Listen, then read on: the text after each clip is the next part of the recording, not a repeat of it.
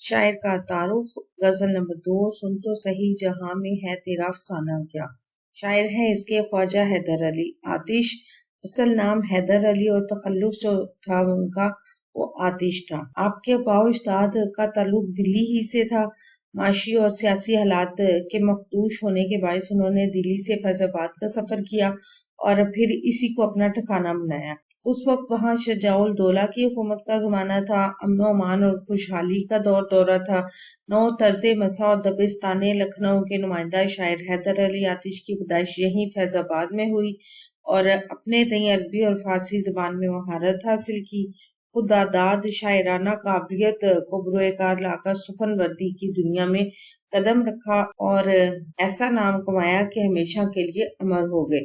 نواب مرزا محمد تقی خان کے ہاں لکھنؤ میں ملازمت اختیار کی آپ نے اور غلام حمدانی مصحفی سے شاعری میں اصلاح لیتے تھے۔ اگرچہ حیدر علی آتش کی طبیعت میں شوریدہ سری کا عنصر شامل تھا، لیکن فطرتاً جو تھے وہ درویش صفت اور قناعت پسند انسان تھے۔ حیدر علی آتش کی شاعری کا کمال یہ ہے کہ اس میں دلی اور لکھنؤ دونوں دبستانوں کا رنگ جھلکتا ہے۔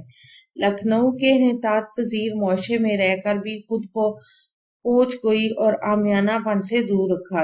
آتش اول آخر اردو غزل کے شاعر ہیں، ان کی غزلیات میں تغزل کی خوبی نمایاں پائی جاتی ہے۔ آتش بھی اپنے ہم عصر شاعروں کی مانند شاعری کو شاعرانہ صنائی، مرثاکاری اور الفاظ کی نگینا کا نام دیتے تھے۔ آپ کے کلام میں فکر و غنا، تصوف، دنیا کی بے ثباتی، درویشانہ مضامین کی جھلک ہمیں نمایاں نظر آتی ہے۔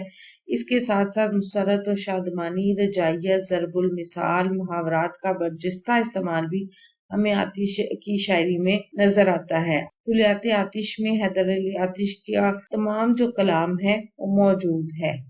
ویڈیوز کیسی لگ رہی ہیں چینل ضرور سبسکرائب کریں، ویڈیوز کو لائک اور شیئر کیجیے، کمنٹ کر کے بتائیں مزید کون سی ویڈیوز دیکھنا چاہتے ہیں۔ اپنا اور اپنے پیاروں کا رکھیں ڈھیر سارا خیال۔